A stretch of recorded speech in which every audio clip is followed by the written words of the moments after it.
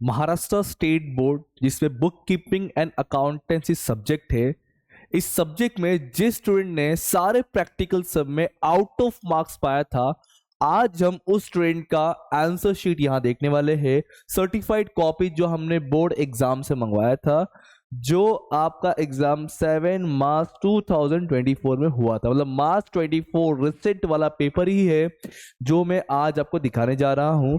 इस पेपर से हम ये समझेंगे कि सर हमें गलती कहाँ नहीं करनी चाहिए, पहली बात।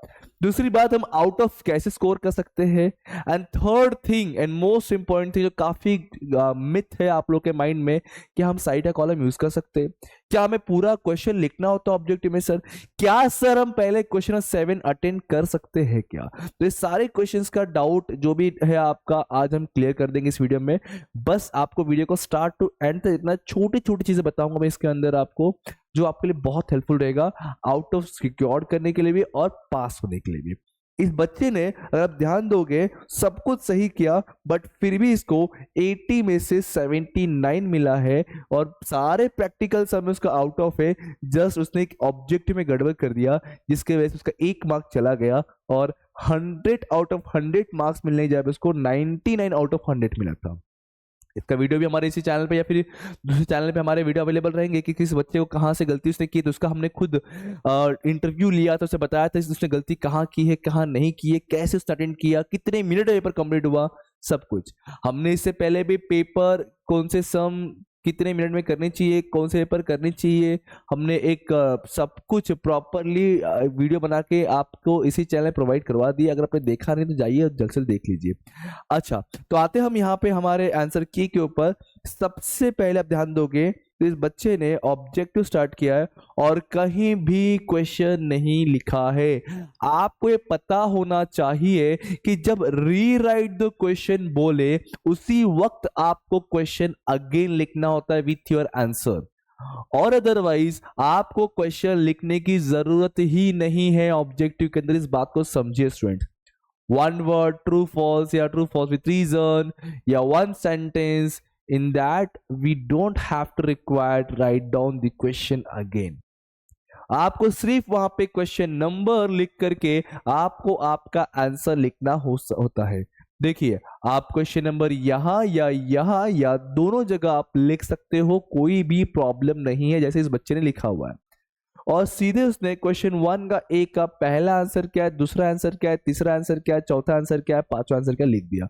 सबसे बड़ी गलती आप लोगों से होती है, आपको पहले पांचवा आंसर आ रहा है, बाद में तीसरा आ रहा है, बाद में पहला आ रहा है, फिर सेकंड आ रहा है, तो आप पहले पांचवा आंसर फिर दूसरा आंसर लिखते हो। ऐसा मत लिखो। I suggest you as a examiner, जब मैं पेपर चेक करने बैठूंगा या कर रहा हूं, उस टाइम में मैं हमेशा चाहूंगा कि बच्चे का पेपर ऑर्डर वाइज हो, ताकि हमारा टाइम कम जाए और हमें इजी हो जाए पेपर चेक करने के लिए। तो आप सामने वाले को इरिटेट मत करवाओ। आप क्या करो, 1 2 3 4 5 नंबर डालो। अब आपको जो आंसर है पहले वो लिख लो। मान लो फिफ्थ वाला पहले आपका आंसर है तो पहले फिफ्थ लिख दो, बाकी ब्लैंक छोड़ो, बाद में लिखो आप, बट एटलीस्ट ऑर्डर वाइज तो चलो, समझे? तो सबसे पहली गलती हमसे जो होती है, हम ऑर्डर वाइज लिखते नहीं है। तो ऑर्डर वाइज करना है, रीराइट नहीं लिखा है तो क्वेश्चन लिख के टाइम वेस्ट नहीं करना आप। Got it? जैसे इस बच्चे ने लिखा बस वैसे लिखना आपको। देखो, एग्री डिसएग्री अगेन सबसे बड़ी एक और गलती एग्री डिसएग्री के अंदर, यहां लिखा है डिसएग्री, तो हमें लगता है disagree and false both are thing same thing, तो हम यहाँ पे फॉल्स लिख के आ जाते हैं और मार्क्स मिलता नहीं है। अगर बोला है डिसएग्री और एग्री लिखने के लिए तो आपको एग्री डिसएग्री ही लिखना है, ट्रू एंड फॉल्स नहीं लिखना है। अगर ट्रू एंड फॉल्स लिखा है तो ट्रू एंड फॉल्स लिखना है। इस चीज को ध्यान रखिए थोड़ा सा, वरना मार्क्स नहीं मिलता है, आपको कट हो जाएगा मार्क्स आपका। अगेन यहाँ पे सेल को फॉलो कीजिए, क्वेश्चन नहीं लिखा, रीराइट द क्वेश्चन नहीं है ये। हाँ, क्वेश्चन 1 का सी जो है रीराइट द क्वेश्चन था, इसलिए इस बच्चे ने क्वेश्चन लिखा, उसके अंदर आंसर लिखा, फिर अलग से आंसर लिखा। बट यस, आप दोनों में से कोई एक जगह लिखोगे तो भी चलेगा, कोई दिक्कत नहीं है। दो जगह लिखोगे कोई प्रॉब्लम नहीं है, बट लिखने की जरूरत भी नहीं है। मैं बता रहा हूं आपको, इस बच्चे दोनों जगह लिखा हुआ है, बट फिर भी इस बच्चे का पेपर से टाइम से पहले पेपर खत्म हुआ है। आपको दिखाऊंगा एंडिंग में इस बच्चे ने एक्स्ट्रा क्वेश्चन भी सॉल्व किया था। यस, एक्स्ट्रा क्वेश्चन भी सॉल्व किया था इसने। ओके, तो सर अगेन कहूंगा, पूरे ऑब्जेक्टिव बस ये वाला सिचुएशन जो होता है, आपको रीराइट जो क्वेश्चन होता है आपको क्वेश्चन अगेन लिखना होता है, अदरवाइज कहीं भी क्वेश्चन आपको वापस नहीं लिखना होता है, नहीं लिखना, तो ध्यान रखना इस बात को। आगे बढ़ेंगे क्वेश्चन 1 का डी। ये आपका यहीं पे इस बच्चे का रॉन्ग हुआ था। ये जो ऑब्जेक्टिव था कंप्यूटर अकाउंटिंग से ऑब्जेक्टिव था, जिसको बच्चों ने ऑप्शन छोड़ देते। ऑप्शन छोड़ने का मतलब ये होता है कि भी हमें प्रैक्टिकल क्वेश्चन या थ्योरी उसमें नहीं करना है। बट सर आप लोग ये भूल जाते हो कि उसमें से ऑब्जेक्टिव तो पूछता है और ऑब्जेक्टिव में ही मार्क्स कट जाएगा। तो यह ध्यान रखना, जैसे इस बच्चे ने गलती किया ऑब्जेक्टिव ना पढ़ के, वो गलती आप लोग नहीं करना। ओके, देन आगे बढ़ते हैं। इस बच्चे को पहला क्वेश्चन नंबर 5 सॉल्व किया है। क्वेश्चन सेकंड सॉल्व नहीं किया इसने, उसको क्वेश्चन 5 अगर कंफर्टेबल लग रहा था पहले, तो उससे पहले क्वेश्चन नंबर 5 ही सॉल्व किया है। सबसे पहले इस बच्चे ने क्वेश्चन नंबर 5 को सॉल्व किया। 5 सॉल्व करने के बाद यह आया है next question, that is question number 7 पे है भाई, फाइनल अकाउंट क्वेश्चन पे आ गया।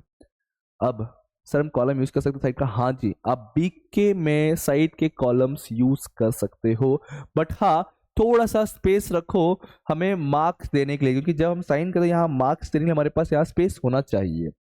उसके अकॉर्डिंग आप यहाँ स्पेस रखो, बाकी आप बीके में ये साइड के कॉलम्स आप यूज कर सकते हो, मार्जिन आप यूज कर सकते हो। ये सही है, सच है।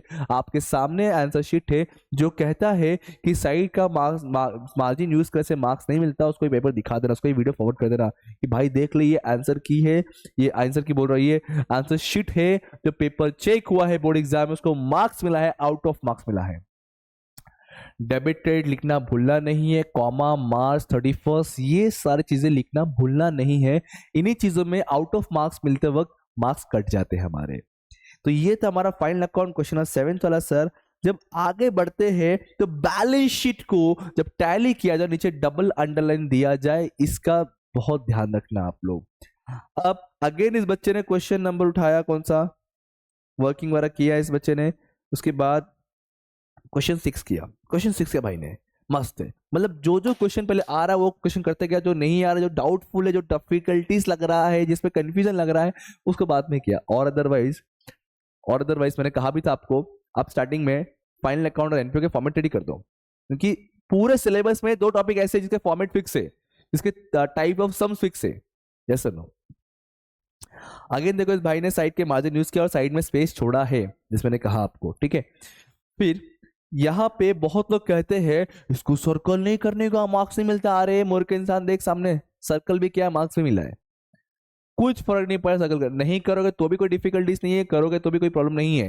करने से एग्जामिनर को सामने पहले वो हाईलाइट होता है आंसर, तो हम पहले चेक कर लेंगे भाई आंसर राइट है कि रॉन्ग है, फिर हम step by step marking check करते हैं। एक चीज और ध्यान रखना, जरूरी नहीं है कि अगर आपका एनपी या डीपी रॉन्ग आया है तो पूरा आंसर रॉन्ग हो जाएगा, ऐसा नहीं होता है। आपको स्टेप मार्किंग मिलता है। ऑन एन एवरेज मान के चलिए 1/2 और 1/4 ऐसे मार्क्स आपको हर पोस्टिंग पे देखने मिल जाते हैं। तो इसलिए कभी पेपर छोड़ के नहीं आओ। जो आता है 2 ओपनिंग स्टॉक आता है, कहाँ लिखना है लिख दो, परचेज पता कहाँ लिखना है लिख दो, जो आता है एटलीस्ट आपको वो लिखकर आना ही है। वैसे ये बैलेंस शीट अगेन, फिर उसके बाद कुछ पेजेस ने वेस्ट छोड़ दिया, ताकि हो सकता है उसको फ्रंट पेज की जरूरत पड़ता हो, या प्रॉपर रिक्वायरमेंट है, पेज छूट गया होगा तो छोड़ दो उस पेज, कोई दिक्कत नहीं है। अरे पेजेस भर के होते हैं बीके में, पूरा यूज भी नहीं हो पाता। फिर क्वेश्चन सेकंड में आ गया। फिर क्वेश्चन सेकंड सॉल्व किया इसने, देखो ध्यान रखना रिवैल्यूएशन रियलाइजेशन ये सारे वर्ड पे ध्यान रखना, ठीक है। रिवैल्यूएशन रियलाइजेशन सारे वर्ड। अब इसमें डिस्ट्रीब्यूट किया हुआ है, सर्कल है, आप इसने इनर कॉलम देखो। हाँ बहुत लोग को यहाँ भी डाउट होता है कि रिवैल्यूएशन रियलाइजेशन में 2 कॉलम आना जरूरी है, कैसे अमाउंट का।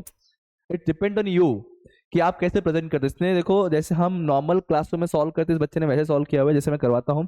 सिंगल अमाउंट कॉलम बना है, ये कॉलम बनाया नहीं, क्योंकि ये कॉलम सिर्फ एक ही जगह यूज होगा इसके लिए, तो क्यों हम पूरा स्पेस वेस्ट करें। तो बस यहाँ पे क्लासीफाई पार्टिकल के अंदर ही दिखा दिया, काम खत्म। स्पेस वेस्ट नहीं किया, टाइम वेस्ट नहीं किया सर। ये पार्टनर्स कैपिटल वाला पार्ट है तुम्हारा। देन बैलेंस शीट अगेन, ठीक है। ये होता है आपको पेपर प्रेजेंट करने का तरीका। अब जर्नल एंट्री ये सब तो ले जा देखा हमने। जर्नल एंट्री में आप ध्यान दोगे तो डेट नहीं होगा तो सीरियल नंबर लिखना है, डेट होगा तो डेट लिखना है, और हर एंट्री के बाद एक लाइन स्पेस छोड़ना है आपको, ठीक है। और कॉलम ध्यान रखना, जर्नल के अंदर एलएफ बना के आना, भले यूज नहीं है बट बना के आना, किसी को मौका देने का नहीं अपना एक भी मार्क्स कट कर सके। Debit amount rupees credit amount rupees दोनों वर्ड लिखना है, एंड एटलीस्ट ये 2 लाइन आपने देखो यूज करना है, एक में डेबिट एक में कचरे जैसा एक की लाइन में लिखने का नहीं, प्रॉपर स्पेस दे करके आपको लिखना है। बैंक लिखने के बाद एटलीस्ट 2 वर्ड के बाद आपको टू स्टार्ट करना होता है, ठीक है। लास्ट में डी आर लाइन मारो मत मारो, कोई दिक्कत नहीं है। ब्रैकेट में बीइंग से स्टार्ट करना है और एंडिंग में ब्रैकेट क्लोज कर, इसका प्रिंट हुआ नहीं है, यहाँ ब्रैकेट एंडिंग में आपको आएगा, स्कैन हुआ नहीं प्रॉपर। वैसे देखो सभी चीजों में वैसे उसने किया हुआ है, सब में bracket start bracket and start with being, 2 word आप देख सकते हो, एटलीस्ट 2 वर्ड 3 वर्ड के बाद ही उसका 2 वर्ड चालू हुआ है, दैट इज क्रिएट वाला पार्ट चालू हुआ है। और एट द एंड इसको टोटल कर देने का, टोटल कर देने का। बहुत लोगों का डाउट होता है सर क्या जर्नलिज्म इशू ऑफ शेयर्स या एडमिशन रिटायरमेंट डेट डिसोल्यूशन किसे जर्नलिटी करते हैं, क्या टोटल करना जरूरी है? मैं कहूंगा कर देने का, कर देने का, कोई गड़बड़ नहीं करने, कोई मार्क्स कटने देने का नहीं सर। सो ये था एक तरीका आपका पेपर प्रेजेंटेशन करने का। इसका पीडीएफ हमने ऑलरेडी हमारे एप्लीकेशन पे प्रोवाइड करके रखा हुआ है, आप वहां से भी देख सकते। देखो एक्स्ट्रा क्वेश्चन लिख के रखा बच्चे ने, मैं कहता ना एक्स्ट्रा क्वेश्चन, बच्चे का पेपर खत्म होके उसने एक्स्ट्रा क्वेश्चन सॉल्व किया यार। एक्स्ट्रा क्वेश्चन भले ही से कुछ मार्क्स नहीं मिला, आप देख सकते हो, बड़े भी क्वेश्चन चेक हुआ है। तो आप सोच के देखिए कि अगर आप कहते हो कि सर पेपर टाइम पे खत्म नहीं होता, इस बच्चे कैसे खत्म हुआ? क्योंकि इसने सुनील सर को फॉलो किया था और हमारे बताए हुए ट्रिक को फॉलो किए थे। और ट्रिक कभी भी एग्जाम के दिन फॉलो नहीं होता, एग्जाम के पहले फॉलो होता है, काफी टाइम पहले। हमने अभी भी टाइम हमारे पास है, अभी भी अगर हमारे दिए हुए स्ट्रैटेजीज को फॉलो करोगे, दिए हुए क्वेश्चंस करके जाओगे, डैम श्योर आपका भी अकाउंट में 80 आउट ऑफ 80 दैट इज यहाँ पे 20 आपका ओरल मिल जाएगा, तो 100 ऑफ 100 की पॉसिबिलिटी ज्यादा रहेगा। जिस गलती इस बच्चे ने किया था आप वो नहीं करना है, ऑब्जेक्टिव सारे चैप्टर के पढ़ के जाना है। होप सो सारे डाउट, सारे आप पे क्वेरी क्लियर हुए रहेंगे। कुछ डाउट कुछ क्वेरी हो तो कमेंट बॉक्स में कमेंट कीजिए, आपके पास हमारा नंबर है, अगर कोर्स रिगार्डिंग कोई डाउट कोई क्वेरी हो तो हमसे कॉन्टैक्ट कर सकते हैं। Thank you so much, bye bye, Jai Hind दोस्तों, and all the best for your